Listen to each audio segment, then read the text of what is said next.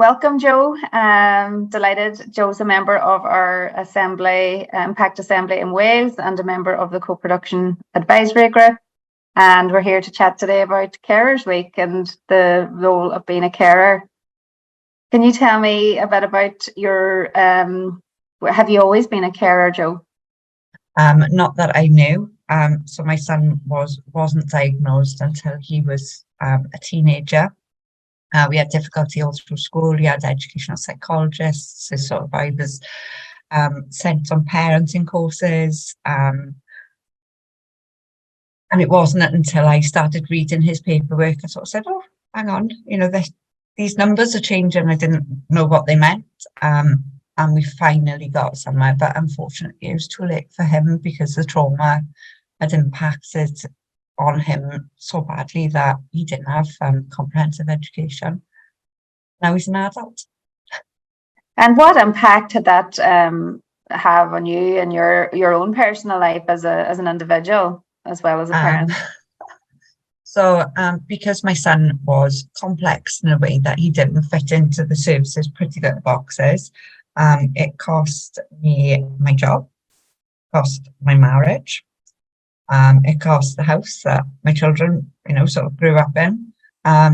So it's basically cost me my independence in a way that I now live in a council house on benefits as a single mum. And that's your resilience and your I had written an article recently about resilience being finite. There must be times that your resilience is tested to its limits. Oh my gosh, yeah. And I'm lucky that I'm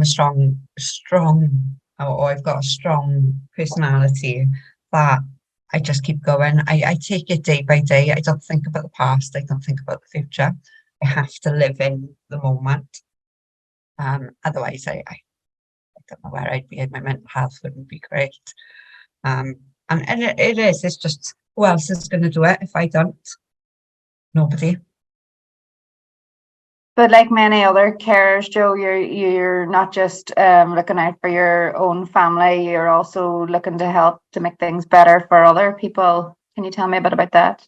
I think it's really important because for me, I've got 2 other children as well as my son. And it's really important that other families don't go through what we've gone through as a whole, as a family. My children, my girls have never been on holiday with me. They don't have one-to-one time. And I think it is really important that we learn from where things haven't gone right in my family, learn from it, and let's make it better for others. And you have great news about your daughter as well. I have, considering the trials and tribulations of our household. She's got into university to do learning disability nursing, which is fantastic. So you must be very proud. Oh yeah, 100%. And have you any advice for people or parent carers that might be feeling a bit vulnerable at the moment, or any advice at all? I think my biggest support is other parent carers. They get it. They know exactly how you're feeling, or they've been through it, or I've had all my answers from peers rather than professionals. And sometimes it's really good just to have that open conversation where I'm not coping, I'm just really stressed out, with somebody that gets it.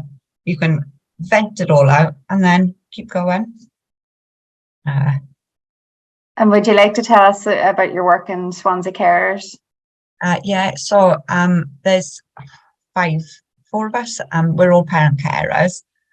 We set up, it's called Swansea Parent Carer Forum, and we're commissioned by our local authority, where we work strategically, but also operationally. So, if there's something happening, that the voices of parent carers and their families, or the children they care for, and children could be 40 years old, you're always going to be a parent carer.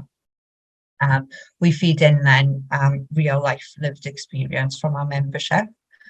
Yeah, we do a lot of workshops as well. So we're not a support group as such, but you know, we do get a lot of parents that come and ask for information, and we always signpost. And do you feel, do they listen to what you have to say? I will say in Swansea they're really, really good, and we've got a regional partnership, and I sit on the carers partnership board there, and they really, really value lived experience, because I don't think a lot of people realise that, especially with parent carers, you're a parent carer from the time your child is born to the time you take your last breath.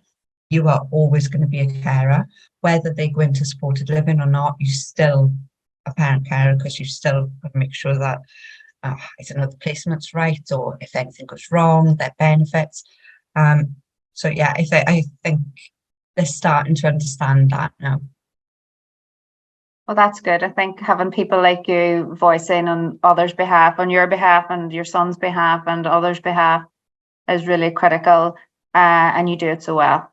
I think it's really important that the policy makers and the people that put these policies in place understand how they actually affect us as people, and they've got the best will in the world that they think it might work one way, but actually it may be different when it's on the ground floor.